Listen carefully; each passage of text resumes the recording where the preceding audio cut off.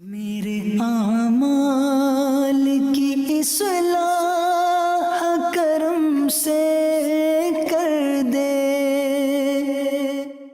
الحمدللہ رب العالمین والصلاة والسلام علی سید الانبیاء والمرسلین اما بعد فاعوذ باللہ من الشیطان الرجیم بسم اللہ الرحمن الرحیم الصلاة والسلام علیک یا رسول اللہ وعلی آلک واصحابک یا حبیب اللہ الصلاة والسلام علیک یا نبی اللہ وعلی آلک واصحابک یا نور اللہ۔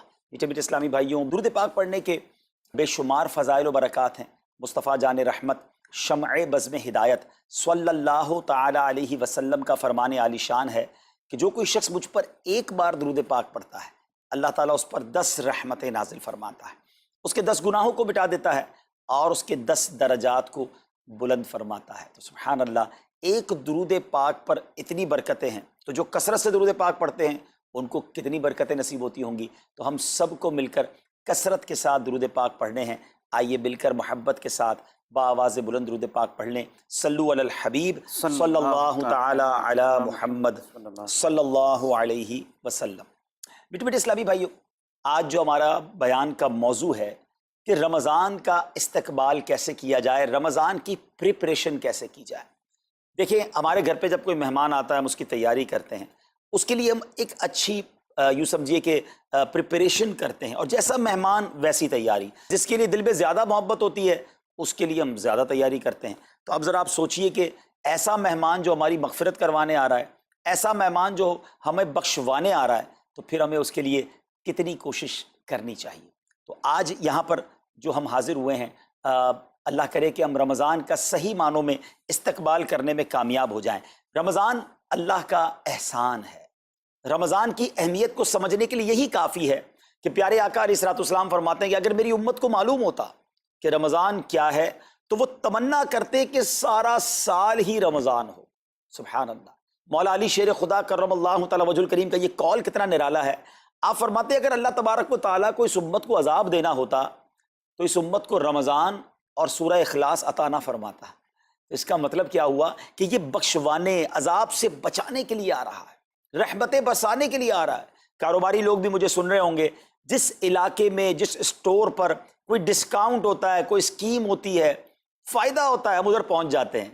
رمضان ایک ایسی اسکیم ہے، رمضان ایک ایسا بینیفٹ دیتا ہے کہ احادیث میں یہ مضمون ہے کہ فرض کا ثواب 70 گنا کر دیا جاتا ہے، نفل کا ثواب فرض کے برابر کر دیا جاتا ہے، شیطان کو بند کر دیا جاتا ہے، جہنم کو تالے لگا دی جاتے ہیں، جنت کے در کھول دیے جاتے ہیں۔ روزہ دار کے منہ سے جو اسمیل آتی ہے، جو بو آتی ہے، بعض اوقات ہم کہتے ہیں یار پیسٹ نہیں کر سکے پورا دن، منہ سے اسمیل آ رہی ہے۔ سنیے، یہ اسمیل جو ہے یہ اللہ کے نزدیک مشک کی خوشبو سے بھی زیادہ بہتر ہے۔ اللہ اللہ، ذرا آپ غور تو کیجئے، ہر سجدے پر 1500 نیکیاں دی جاتی ہیں، ہر سجدے پر سرخ یاقوت کا جنت میں ایک محل بنا دیا جاتا ہے۔ اتنی نیکیاں، پھر وہ کتنا بد نصیب ہے جو رمضان میں بھی عبادت نہ کرے، رمضان میں بھی اللہ کو راضی کرنے میں کامیاب نہ ہو۔ روزانہ افطار کے وقت 10 لاکھ گناہگار بخش دیے جائیں، اور جناب ہر جمعے کو جب رمضان میں جمعہ آئے تو ہر لمحے 10 لاکھ گناہگار بخشے جائیں، تو کروڑوں اربوں لوگوں کی بخشش گویا رمضان میں ہونی ہے۔ تو پھر ہمیں اس کی کیسی تیاری کرنی چاہیے، کتنا ثواب کمانے کے بارے میں سوچنا چاہیے۔ لیکن یہاں ایک اور بڑی امپورٹنٹ بات ہے، ایک تو رمضان میں نیکیاں کرنی ہے، دوسرا بڑا کام یہ کرنا ہے کہ ہمیں رمضان میں گناہوں سے بچنا ہے، کیونکہ عادتیں تو ساتھ ہی لگی ہوئی ہیں نا۔ شیطان بند ہے لیکن ہماری اپنی عادتیں، جس کی روز حرام دیکھنے کی عادت ہے، حرام سننے کی عادت ہے، حرام بولنے کی عادت ہے۔ ایسا تو نہیں ہوگا نا چاند آتے ہی سارے سوئچ آف ہو جائیں گے، وہ عادتیں ساتھ ہی چل رہی ہوتی ہیں۔ غور کیجئے کہ رمضان میں جو گناہ کرتا ہے نا، اس کا عذاب بھی بڑھ جاتا ہے، اس کی پنشمنٹ بھی بڑھ جاتی ہے۔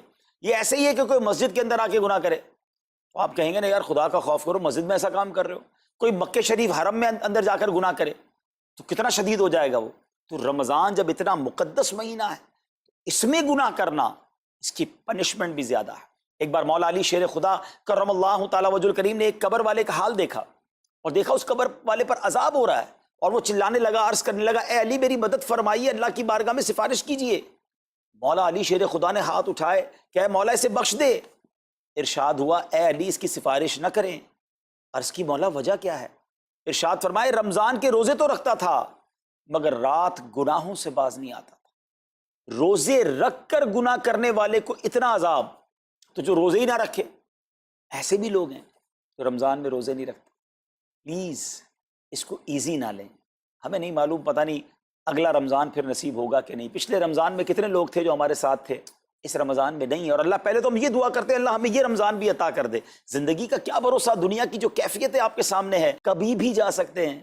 تو پھر اس رمضان کو تو سمجھ لیں بس ایک موقع بنا دیں، لائف چینجنگ ایکسپیرینس بنا دیں کہ بس اس میں عبادت کرنی ہے، اس میں خوب سجدے کرنے ہیں، اس میں روزے رکھنے ہیں، اس میں تراویح پڑھنی ہے، اس میں گناہ نہیں کرنے ہیں. اور آئیے میں آپ کو بتاتا ہوں کہ نبی پاک صلی اللہ تعالیٰ علیہ وسلم رمضان کیسے گزارتے تھے. ایک مسلمان کے لیے اس سے بہترین رول ماڈل کیا ہوگا کہ رمضان میرے آقا کیسے گزارتے.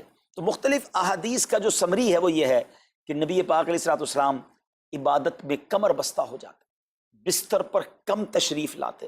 بی بی عائشہ فرماتی ہیں کہ نبی پاک کے چہرے کا رنگ بدل جاتا تھا، متغیر ہو جاتا. کیوں؟ کہ نبی پاک پر خوف خدا طاری ہوتا. آپ گر گڑاتے، آپ رات بھر التجائیں کرتے. میرے آقا رو رو کر دعاؤں میں رمضان گزارے، چہرے کا رنگ بدل جائے. اور یہاں کچھ لوگ تو وہ ہیں کہ جن کا وزن ہی بڑھ جاتا ہے رمضان میں. اتنا کھانا کھانا ہے، سحری میں زیادہ کھانا ہے کہ سارا دن بھوکا رہنا ہے، افطار میں اس لیے زیادہ کھانا ہے کہ پورا دن بھوکا رہے تھے، پھر رات کو 2-3 بار مزید کھانا ہے کیونکہ کل روزہ رکھنا ہے. تو رمضان فوڈ فیسٹیول نہیں ہے، رمضان عبادت کے لیے آیا ہے. لوگ تیاری کر رہے ہوں گے بھی رمضان کی، وہ کیا کر رہے ہوں گے کہ افطار میں کیا پکانا ہے، سحری میں کیا پکانا ہے، کون سا آئٹم شارٹ ہے.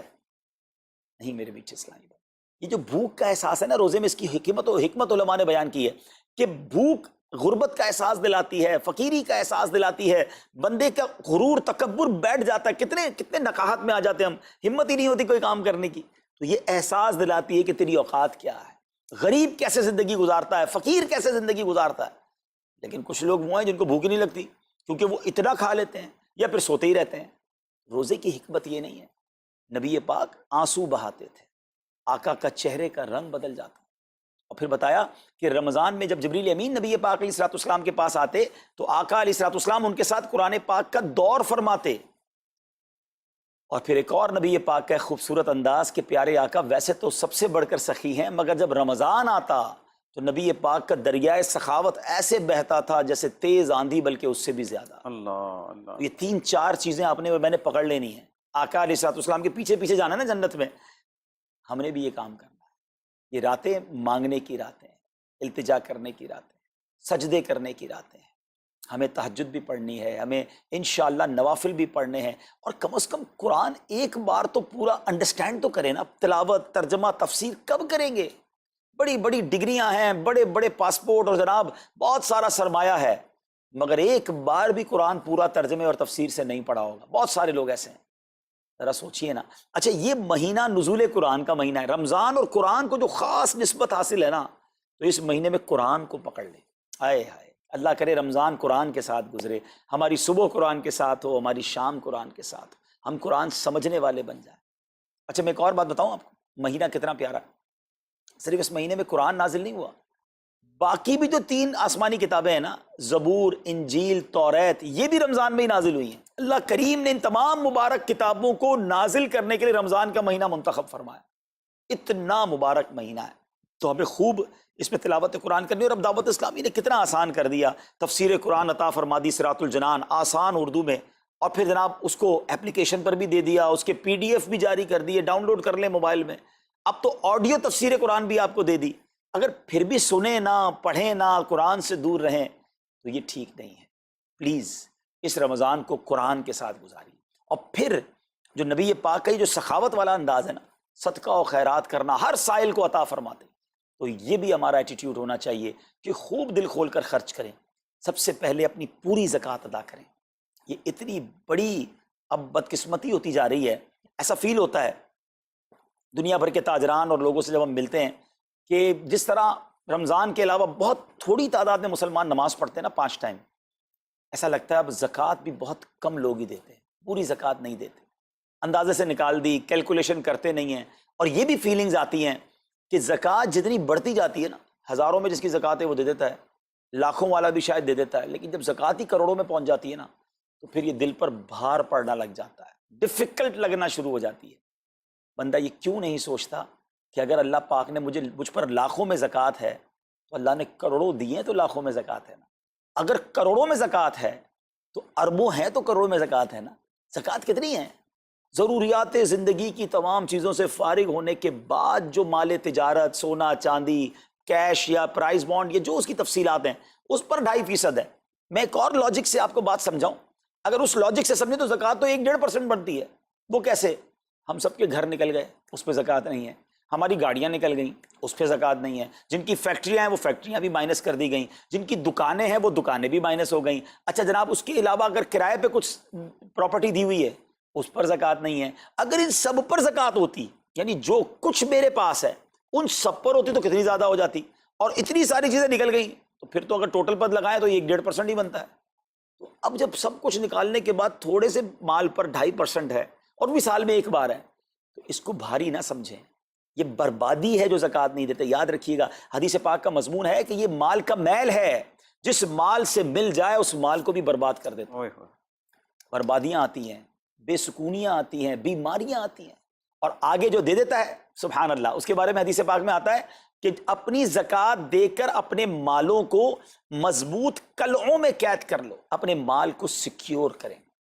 لوگ کہتے ہیں انشورنس ہونی چاہیے، آگ نہ لگ جائے، چوری نہ ہو جائے، ڈوب نہ جائے. اللہ کے حبیب علیہ الصلوۃ والسلام فرماتے ہیں، جس کا مضمون ہے کہ جب بندہ اللہ کی راہ میں خرچ کرتا ہے نا، تو وہ صدقہ بندے کے ہاتھ سے نکل کر اللہ کے دستے قدرت میں چلا جاتا ہے. اور اللہ کریم تمہارے صدقوں کو پالتا ہے جس طرح تم اپنے جانور کے بچوں کو پالتے ہو. بچہ ہوتا ہے نا جانور کا، بڑا ہو جاتا ہے. فرمایا بندہ کھجور کا صدقہ دے گا، اللہ پہاڑ جتنا عطا فرمائے گا. اس دن بھی ملے گا اور ملٹیپلائی ہو کر ملے گا. اچھا، جو ادھر خرچ کیا ادھر کیا ملے گا؟ ادھر بھی نبی پاک علیہ الصلوۃ والسلام فرماتے ہیں، جس کا مضمون ہے میں قسم کھا کر کہتا ہوں، یعنی نبی پاک تو جو فرمائے حق ہے. اس حدیث میں تو آقا علیہ الصلوۃ والسلام قسم اٹھا رہے ہیں کہ میں قسم کھا کر کہتا ہوں کہ اللہ کی راہ میں خرچ کرنے سے مال کم نہیں ہوتا. نہ ادھر کم ہونا ہے اور ادھر بھی ملنا ہے، تو پھر تو سودا اب کتنا نفع والا ہے. اور یہ آپ چیک کر لیں، پوری دنیا میں جہاں مجھے سنا جا رہا ہے کہ جو لوگ پوری زکوٰۃ دیتے ہیں نا، ان کا مال ملٹیپلائی ہوتا ہے. اگلے سال زیادہ زکوٰۃ دے رہے ہوتے ہیں. زیادہ زکوٰۃ کیسے ہو گئی؟ کیونکہ مال بھی بڑھ گیا. تو ادھر بھی بینیفٹ ہے، ادھر بھی بینیفٹ ہے، نقصان کا سودا ہی نہیں ہے. پھر چاہتے ہو بلاؤں سے بچ جائیں، تو روایتوں کا مضمون ہے کہ صدقہ بلا اور بندے کے بیچ میں آ جاتا ہے. بلا اترتی ہے، صدقہ روک لیتا ہے، لڑائی کرتا ہے اس سے، اور بندے پر بلائیں اور پرابلمز اور ڈیفیکلٹیز آنے سے اسے روکتا ہے. تو اگر چاہتے ہیں کہ برائیوں کے دروازے بند رہیں، چاہتے ہیں کہ بری موت سے بچیں، چاہتے ہیں کہ رزق میں اضافہ ہو، چاہتے ہیں کہ بلاؤں سے بچیں، ادھر بھی مال میں اضافہ ہو، ادھر بھی خزانے ملیں، تو اللہ کی راہ میں دل کھول کر خرچ کریں. اور یہ مہینہ it's the right month for generosity. یہ بہترین مہینہ ہے سخاوت کرنے کا، کیونکہ نبی پاک کا یہ انداز تھا کہ رمضان میں خوب سخاوت فرماتے. تو غریبوں کی مدد کریں، ایسی مدد کریں کہ چہروں پہ مسکراہٹیں آ جائیں، لوگوں کے دسترخوان اچھے ہو جائیں، ان کے گھروں میں بھی کچھ اچھے کھانے پہنچ جائیں. اور اس میں سب سے بہترین طریقہ یہ ہے کہ اپنے غریب رشتہ داروں کو آپ مدد کریں. اگر وہ مستحق ہے نا زکوٰۃ کے، تو حق ہے کہ سب سے پہلے اپنے غریب رشتہ داروں کو دیں. پھر زکوٰۃ بچ جائے تو عاشقان رسول کی عظیم الشان بڑی تحریک دعوت اسلامی آپ کے سامنے ہے، جو دین متین کی خدمت کر رہی ہے. جامعۃ المدینہ ہیں، مدرسے ہیں، بچے اور بچیاں عالم بن رہے ہیں، عالمہ بن رہے ہیں، حافظ بن رہے ہیں، ناظرہ قرآن، اور ان سے کوئی فیس بھی نہیں لی جا رہی. ہزاروں بچے فری آف کاسٹ ہمارے پاس ایکوموڈیشن رکھے ہوئے ہیں، جن کو کھانا پینا رہنا دعوت اسلامی نے دینا ہے. آپ ذرا سوچئے یہ امت کی کتنی بڑی خدمت ہے کہ علماء دینا، حافظ قرآن، مسجدوں کے امام یہاں سے پروڈیوس ہوتے ہیں. اور پھر آگے چلیں تو دعوت اسلامی نے اسلامک میڈیم اسکول بنائے دارالمدینہ. پھر سال کی 600 کے قریب مسجد دعوت اسلامی بناتی ہے. میڈیا کے ذریعے جو بے حیائی پھیلائی جا رہی تھی، تو مدنی چینل اردو، پھر مدنی چینل انگلش، پھر مدنی چینل بنگلہ. اب بچے مذہبی پروگرام اتنا غور سے نہیں دیکھتے تھے، وہ اپنے بچوں کے آئٹمز دیکھنا چاہتے تھے. تو گناہوں بھرے کارٹونز اور پروگرام سے اور پوئمز سے چھڑانے کے لیے Islamic poems, Islamic cartoons, Islamic بچوں کے پروگرام، تاکہ بچے بھی جو ہے وہ الحمدللہ بچے رہیں. اور اب اس کی کیا زبردست پاپولیرٹی ہے کہ آپ کڈز مدنی چینل کے یوٹیوب چینل پہ جائیں، ہمارا ایک ایک کلپ 10 ملین 12 ملینز میں دیکھا جا رہا ہے. تو کون دیکھ رہا ہے؟ وہ بچے جو گناہوں بھرے کارٹونز دیکھتے تھے، اب الحمدللہ اللہ رسول کی باتیں وہاں سن رہے ہیں. پھر آگے چلیں تو دعوت اسلامی جناب یہ دینی کاموں کے ساتھ ساتھ جو ویلفیئر کے کام کر رہی ہے، غریب مسلمانوں کی امداد کا کام، زلزلے اور سیلاب زدگان کی ریسکیو کرنے کا کام، گونگے بہرے نابینا اور معذور افراد کی ریہیبلیٹیشن کا کام، تھیلیسیمیا کے مریضوں کو خون دینے کا کام، 26 لاکھ مسلمانوں کو دنیا بھر میں راشن، کھانا پانی صرف اس ایک سال میں دعوت اسلامی نے پہنچایا. تو یہ کمال کی آرگنائزیشن ہے. دیکھیں آپ دنیا کی بہت ساری NGOs کو جانتے ہوں گے، کوئی مدرسے چلاتا ہے تو مدرسے ہی چلاتا ہے، کوئی مسجد بناتا ہے تو مسجد ہی بناتا ہے، کوئی کھانا کھلاتا ہے تو کھانا ہی کھلاتا ہے، کوئی جناب غریبوں کی مدد تو وہی کام، کوئی ہاسپٹل تو ہاسپٹل۔ دعوت اسلامی ان ون امبریلا اتنے ساری ڈائیورسٹی کے ساتھ جو دین کی خدمت کر رہی ہے، دنیا میں اس کی مثال نہیں ملتی ہے۔ لاکھوں لوگوں کو دین بھی سکھایا جا رہا ہے، غیر مسلموں کو مسلمان بھی بنایا جا رہا ہے، بے عملوں کو با عمل بنایا جا رہا ہے، بے پردہ خواتین کو با پردہ بنایا جا رہا ہے، بے نمازیوں کو نمازی بنایا جا رہا ہے، ماں باپ کے نافرمان فرما بردار ہو رہے ہیں، شراب اور نشے کے عادی چھوڑ کر نمازی بن رہے ہیں، تو جہاں مریض ہیں ان کو خون بھی دیا جا رہا ہے، گھر میں بیٹھ کر میڈیا کے ذریعے اور سوشل میڈیا کے ذریعے لوگوں تک دین پہنچایا جا رہا ہے۔ تو یہ کمال کی ڈائیورسٹی ہے۔ تو میں تو سچ بتاؤں، یہ جملہ کہا کرتا ہوں کہ میرے اور آپ کے پیسوں کا نصیب ہے کہ وہ دعوت اسلامی میں لگ جائے۔ تو یہ آپ آگے بڑھیے اور دین کے اس کام میں مزید حصہ ملائیے۔ خاص طور پہ فار ایسٹ میں آپ دیکھ لیں، کوریا میں، ہانگ کانگ میں، اور جناب یہ سری لنکا میں، تھائی لینڈ میں، ملیشیا میں، کتنے جاپان میں، کتنے ملکوں میں دعوت اسلامی کام کر رہی ہے اپنی اپنی بساط کے مطابق۔ اور لیکن ابھی مزید ادارے بنانے، ہمیں ان ملکوں میں بھی بنانے، ان ملکوں میں بھی آگے بڑھنا ہے۔ تو اگر آپ بھی چاہتے ہیں کہ میرے آقا کے عشق کا پیغام، سنت رسول کا پیغام، مسلک اعلیٰ حضرت کا پیغام، نبی پاک کے دین کا پیغام پوری دنیا میں پھیلے، تو وی ہیو ٹو سپورٹ دعوت اسلامی، نہ صرف فائنینشلی، پریکٹیکلی بھی۔ ہمیں آپ بھی چاہیے، خود حصہ ملائیں نا۔ سیدنا عثمان غنی رضی اللہ تعالیٰ عنہ نے صرف مال نہیں دیا تھا، آپ پریکٹیکلی بھی نبی پاک کے ساتھ شریک ہوتے تھے نا۔